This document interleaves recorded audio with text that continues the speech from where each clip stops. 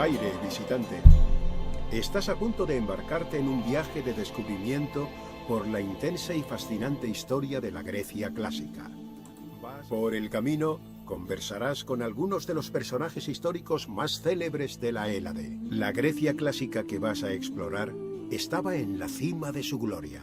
Este periodo es sinónimo de grandes logros tanto en el plano físico como en el intelectual. Hay maravillas arquitectónicas que aún hoy decoran estos paisajes, y sus vertiginosos avances en filosofía, sistemas políticos y arte todavía ejercen una profunda influencia en la sociedad moderna. Te damos la bienvenida a la visita y esperamos que disfrutes de la riqueza y el brillo de la antigua Grecia. Saludos, errante. Quiero que conozcas la Acrópolis, la joya más refulgente de Atenas. Me llamo Aspasia y, aunque no nací en Atenas, me las he ingeniado para llegar a lo más alto de su escala social, valiéndome de mi inteligencia y astucia. He llegado a ganarme el amor de Pericles, uno de los hombres más poderosos de la ciudad. La mente es en realidad maravillosa. En mi opinión, la Acrópolis es de los sitios más grandiosos de Grecia, si no el más grandioso. Aunque considerando que fue proyectada por Pericles, mi pareja, puede que sea un poco parcial. La Acrópolis de Atenas es un bastión de arte y cultura digno de los propios dioses.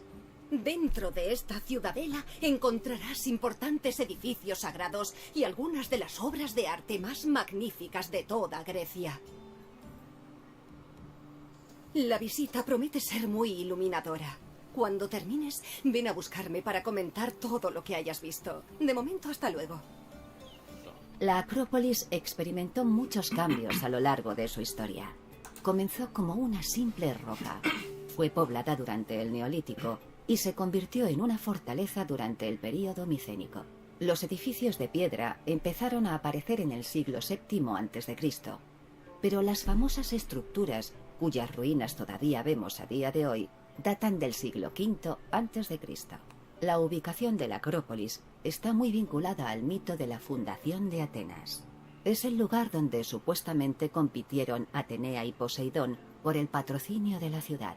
Esta conexión dio a la Acrópolis una aura sagrada y se la consideraba el corazón religioso de Atenas. El templo de Atenea Nike se construyó sobre las ruinas de antiguas fortificaciones de la era micénica. El culto en el templo venía produciéndose desde el siglo VI a.C., pero el edificio fue destruido durante las guerras médicas un siglo más tarde. Se reconstruyó durante la guerra del Peloponeso. El nombre de Atenea Nike significa más o menos Atenea victoriosa, y es probable que se construyera con la esperanza de que Atenas ganase la guerra. Es curioso que el templo esté decorado con escenas históricas de combate contra los persas en vez de mitológicas, más habituales en otros edificios griegos. Las sacerdotisas del templo eran elegidas al azar entre las atenienses y recibían un salario de 50 dracmas anuales, además de las pieles y trofeos de los animales sacrificados. La Acrópolis tardó mucho en construirse, debido en gran medida a su destrucción parcial durante las guerras médicas. Pero no fue hasta el siglo V a.C. que la Acrópolis experimentó importantes mejoras. Este fue un período especialmente próspero para Atenas, tanto a nivel cultural como financiero. Con una economía potenciada por el comercio y las minas de plata del Aurión, Pericles, líder de Atenas, financió un enorme proyecto para reconstruir la ciudadela. Contó con la ayuda de artistas de renombre, como el escultor Fidias y de los arquitectos Ictino y Calícrates. Juntos, levantaron edificios como el Partenón y la entrada de los Propileos. El objetivo de Pericles era hacer de la Acrópolis un glorioso monumento a los dioses y a los atenienses. Detrás de los Propileos estaba la gigantesca estatua de Atenea Promachos. Atenea, la que lucha en el frente de batalla. El epíteto estaba reflejado en la lanza y el escudo que sostenía la estatua. Fue erigida por el artista Fidias a mediados del siglo V a.C. Según una inscripción, tardó en construirse 9 años y costó cerca de $500,000 de dracmas. Con sus 10 metros de alto, la estatua era tan grande que Pausanias afirmaba que los marineros podían ver su yelmo y la punta de su lanza desde el Cabo Unión, a 60 kilómetros. Los grabados del escudo de la estatua fueron hechos por el cincelador Miss.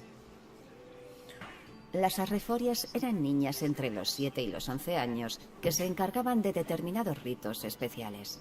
La Asamblea de Ciudadanos escogía al azar a 4 niñas, 2 de las cuales serían elegidas por el arconte Basileus para servir ese año como arreforias. Estas niñas vivían en una casa en la Acrópolis, tenían la misión de transportar objetos sagrados y tejer el peplo de Atenea. El peplo era la túnica sagrada ofrecida a Atenea durante las Panateneas, fiesta celebrada en su honor. El Erecteón era un templo atípico. No solo estaba dedicado a Atenea Polias, también a Cécrope, el mítico fundador de Atenas, a su hijo Erecteo e incluso a Poseidón, el dios del mar, que retó a Atenea para hacerse con la ciudad. Estaba dividido en varias secciones. La parte oriental albergaba una estatua dedicada a Atenea, mientras que la occidental pertenecía a Poseidón y a Erecteo. El rey Cécrope, según la leyenda, estaba enterrado bajo el pórtico de las Cariátides. Bajo el templo había una cripta que, dicen, contenía las serpientes sagradas de Atenea. Unas serpientes muy golosas, pues se conoce que las sacerdotisas de Atenea las alimentaban con pasteles de miel.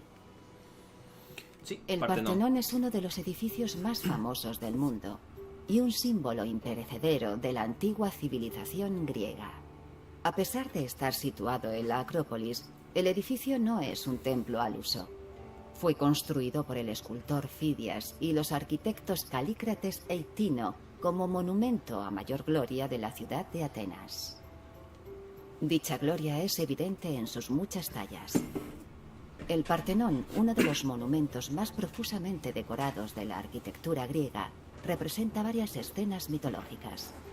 Entre ellas encontramos el nacimiento de Atenea, su lucha contra Poseidón por el patrocinio de Atenas, la batalla de los dioses contra los gigantes y la procesión de las Panateneas. La cámara interior, o cella del Partenón, albergaba una inmensa estatua de Atenea, que era considerada una de las obras maestras del escultor Fidias. Era una estatua criselefantina, una combinación de marfil y oro. Para justificar su coste desorbitado, Pericles tuvo que convencer a los atenienses de que se trataba de una reserva de oro que podría ser desmontada en caso de necesidad. Se cree que la cella contenía una piscina y que su propósito principal era controlar la humedad de la estancia para conservar el marfil de la estatua.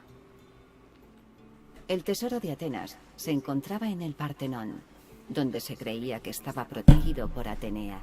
Este tesoro contenía objetos de valor conseguidos en distintas conquistas, además de montones de monedas de plata acuñadas y varias ofrendas a Atenea. Pericles decidió trasladar también al Partenón la totalidad del tesoro de la Liga de Delos el año 454 a.C. Este sería el gran testamento del poder de Atenas sobre el resto de Grecia. Las riquezas se dividían en 2 partes, la Demosia, que pertenecía a la ciudad, y la Hiera Cremata, que estaba dedicada a la diosa y que solo se usaba con fines religiosos. ¿Te ves con recursos para responder a mis preguntas? Muy bien, veamos cuánto sabes. ¿Qué deidades lucharon por el patrocinio de Atenas? Será. Correcto. Poseidón y Atenea pelearon por el patrocinio de Atenas. La pista sobre quién ganó está en el nombre de la ciudad. A por la siguiente pregunta. ¿Quién esculpió la estatua de Atenea del Partenón? Correcto. El famoso escultor Fidias hizo la estatua, que está considerada una de sus obras maestras. Y ahora, la última pregunta. ¿Qué rey yacía supuestamente bajo el pórtico de las Cariátides? Efectivamente, Cécrope era el mítico primer rey de Atenas y dicen que su tumba estaba bajo el Erecteón. Veo que conoces muy bien este sitio. Bien hecho, errante.